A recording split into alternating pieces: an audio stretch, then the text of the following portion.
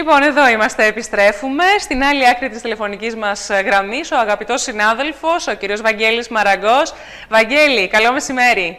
Καλό μεσημέρι, Μαντώ, από την πρωτεύουσα, από τη Σύρο. Καλό μεσημέρι και στη Σύρο, η οποία μας εξέπληξε, πρέπει να πούμε, Βαγγέλη. Και το βράδυ της εκλογικής αναμέτρησης, εδώ με τον συνάδελφο τον Παναγιώτη Μητυλινέο, σχολιάζαμε και αναρωτιόμασταν γιατί προηγήθηκε ο ΣΥΡΙΖΑ σε αυτή την εκλογική αναμέτρηση.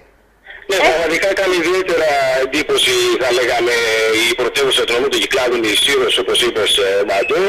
Ο ΣΥΡΙΖΑ πήρε ένα αρκετά μεγάλο ποσοστό, αναδείχθηκε πρώτο κόμμα.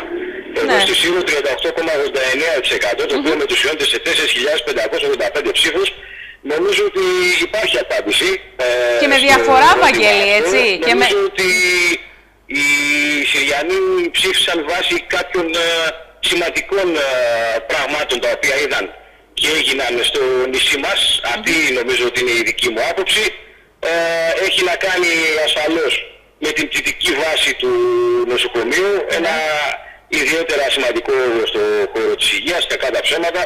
Η πρωτεύουσα του νομού των Κυκλάδων, η οποία έχει τη δυνατότητα αυτή να βοηθά σε αυτό το κομμάτι, το οποίο είναι πάρα πολύ σημαντικό. Μην ξεχνάμε ότι όλα αυτά τα χρόνια, από την εποχή του αείμνηστου γεννηματά μέχρι και σήμερα, δεν υπήρχε ένα τόσο σημαντικό έργο, έτσι. Ναι. Η αλήθεια είναι αυτή. Κάτι το οποίο ο καθένας το μέτρησε αρκετά υψηλά. Πάντως, Βαγγέλη, αν μου επιτρέπεις, εμείς το βράδυ των εκλογών, αυτό που έτσι, το πρώτο πράγμα που μας ήρθε στο μυαλό για αυτό το αποτέλεσμα ήταν ότι έπαιξε το ρόλο του και το νεόριο. Νομίζω ότι έπαιξε σημαντικό ρόλο και αυτό, βέβαια. Δεν μπορούμε να το αποκλείσουμε. Είναι ίσως ο πιο σημαντικός παράγοντας. Οι κινήσεις οι οποίες έγιναν από την πρώην κυβέρνηση του Αλέξη Τσίπρα νομίζω ότι έπαιξαν ένα σημαντικό ρόλο στο αποτέλεσμα αυτό. Όπως επίσης πιστεύω έπαιξε σημαντικό ρόλο και το μεταφορικό ισοδύναμο, Μαντώ. Πάρα πολύ σημαντικό. Το μεταφορικό ισοδύναμο, έκανε η προηγούμενη κυβέρνηση, νομίζω, έτσι να παίρνει κάποιος το μισό του εισιτηρίου πίσω σε εποχές δύσκολες οικονομικής κρίσης, νομίζω ότι ήταν σημαντικό. Πάντως, πάρα πολύ σημαντικό. Βαγγέλη, αν μου επιτρέπεις, εδώ στο Νότο και κυρίως έτσι, στα νησιά των νότιων Κυκλάδων, αυτό που αναφέρεται για το μεταφορικό ισοδύναμο είναι ότι ναι μεν, εννοείται καλώς έγινε και εφαρμόστηκε, από την άλλη δεν μπορεί να αντισταθμίσει την κατάργηση του μειωμένου συντελεστή ΦΠΑ αφενός, αφετέρου δεν ταξιδεύουν όλοι οι νησιώτες, οπότε δεν καταλαβαίνουν τη διαφορά. Δηλαδή στα ερωτήματα που κάνουμε γενικότερα και στους πολίτες και στους κατοίκους των νησιών, αυτό μας λένε. Πάντως στη Σύρο φαίνεται ότι αυτό λειτουργήσε διαφορετικά.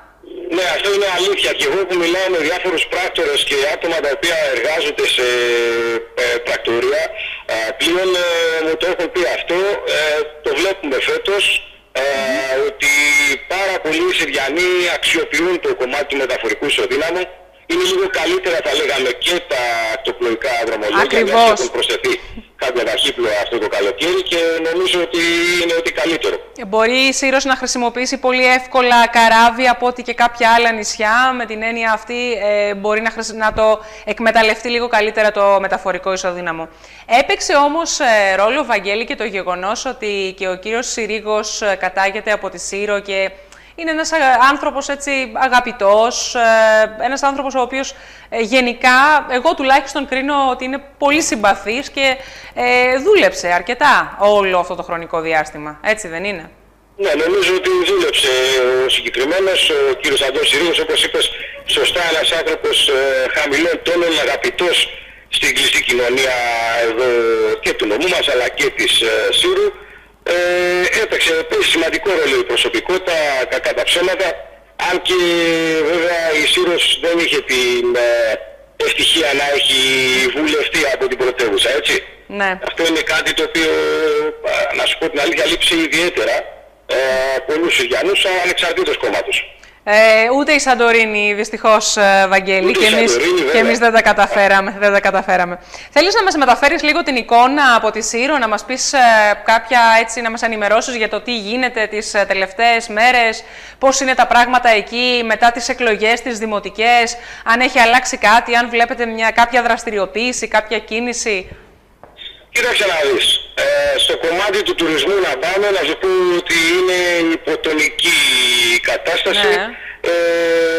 Κυρίως κίνηση στο νησί υπάρχει το τριήμερο, Παρασκευή, Σαββάτο, Κυριακή. Οι υπόλοιπες μέρες δεν μπορούμε να πούμε ότι υπάρχει κόσμο στο νησί. Έχουμε απομείνει στο κομμάτι αυτό το οποίο δουλεύουμε με Έλληνες κυρίως τις τελευταίες 20 μέρες του Αυγούστου περισσότερο. Τώρα σε θέμα της Δημοτικής Αρχής, τι να σου πω, υπάρχουν αρκετά παράπονα από πολλοί κόσμο ότι είναι στο ήλιο του Θεού το νησί από πλευράς ανακύκλωση καθαριότητας. Νομίζω ότι λίγο πολύ τα έχουμε δει όλοι οι συνάδελφοι. Είναι αυτό το μεταβατικό στάδιο από τη μία Δημοτική Αρχή στην άλλη, αλλά νομίζω ότι αυτό το τρίμηνο, δίμηνο το οποίο υπάρχει κάνει όλη τη ζημιά, θα λέγαμε. Δηλαδή είναι μεγάλο το χρονικό διάστημα όπου η μία Δημοτική Αρχή δίνει τη σκητάλη στην άλλη και δημιουργούνται όλα αυτά τα προβλήματα. Καλό βέβαια θα ήταν να βλέπαμε διαφορετικά τα πράγματα, αλλά δυστυχώς αυτό δεν το έχουμε πει στο νησί μας το τελευταίο. Η αλήθεια είναι, Βαγγέλη, ότι αυτή την ακριβώς τη συζήτηση κάναμε και εμείς χθες και αναρωτιόμασταν για ποιο λόγο να υπάρχει ένα τόσο μεγάλο χρονικό διάστημα μεταβατικό. Αυτό είναι μεγάλο λάθος. Δηλαδή, αυτά της παράδοσης παραλαβής δεν απαιτούν τόσο χρόνο. Εδώ είδαμε η νέα κυβέρνηση, ας πούμε, και ξεκίνησε τη δουλειά την επόμενη μέρα. Ορκίστηκε το Υπουργικό και ξεκίνησε αμέσως η δουλειά. Αυτό το χρονικό διάστημα πραγματικά είναι κάτι που δεν θα έπρεπε να υπάρχει, τουλάχιστον να είναι τόσο μεγάλο το χρονικό διάστημα. Κάπως τα ίδια προβλήματα αντιμετωπίζουμε και εδώ στη Σαντορίνη, Βαγγέλη. Σε κάθε περίπτωση να δούμε τι μέλη γενέστε με την νησιωτικότητα, όλοι αυτό περιμένουμε, να δούμε πώς θα αντιμετωπίσει η νέα κυβέρνηση, οι αρμόδιοι υπουργοί, τους νησιώτες, αυτό που φωνάζαμε σε όλους προεκλογικά και τους λέγαμε ότι η έννοια της νησιωτικότητας έχει πάει στις καλένδες. Ας ελπίσουμε ότι αυτή τη φορά αυτή η κυβέρνηση θα το χειριστεί διαφορετικά το θέμα της νησιωτικότητας. Μακάρι να το δούμε διαφορετικό μάτι οι βουλευτές του νομού μας, ανεξαρτήτως χρώματος και κόμματος. Όλοι πρέπει να βοηθήσουμε τα νησιά μας ώστε να δούμε ευημερία, κακά τα ψέματα, υγεία, παιδεία.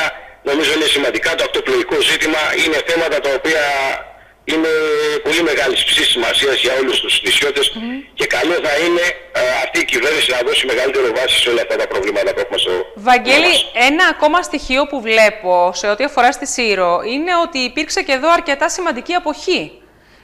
Βλέπω ότι συμμετείχε το 58,36% στην εκλογική αναμέτρηση. Αυτό είναι ένα πολύ μεγάλο ποσοστό αποχής, πραγματικά.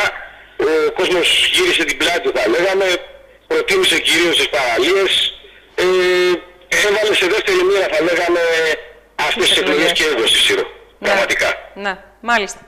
Λοιπόν, να σε ευχαριστήσουμε θερμά. Θα τα ξαναπούμε σύντομα για οτιδήποτε νεότερο να ξαναμιλήσουμε, Βαγγέλη. Καλή συνέχεια και σε ευχαριστούμε πολύ. Σε ευχαριστώ πάρα πολύ, Μαντώ. Καλή συνέχεια στην εκπομπή σου. Να είσαι καλά. Λοιπόν, ήταν ο συνάδελφος, ο Βαγγέλης Μαραγκός από τη Σύρο, από την πρωτεύουσα του νομού. Μία έτσι πληροφορία που μας έδωσε και που, εντάξει, έχει τη λογική του εξήγηση. Είναι ότι το μεταφορικό ισοδύναμο μάλλον επηρέασε τους Συριανούς στο να ψηφίσουν. Ίσως να έχει να κάνει με το γεγονός ότι υπάρχει καλύτερη διασύνδεση της πρωτεύουσας με τον Πειραιά, αλλά και με κάποια άλλα νησιά. Τώρα, αν ρωτήσουμε τους αναφιώτες για το μεταφορικό ισοδύναμο, τους έχουμε ρωτήσει μάλλον και μας έχουν απαντήσει ποιο μεταφορικό ισοδύναμο, καλώς, αλλά εμείς δεν το καταλαβαίνουμε καθόλου. Δεν υπάρχει καμία απολύτως ανταπόδοση, γιατί πολλοί από τους νησιώτες, ιδιαίτερα στα μικρά νησιά, δεν ταξιδεύουν. Σε πολύ λίγο θα έχουμε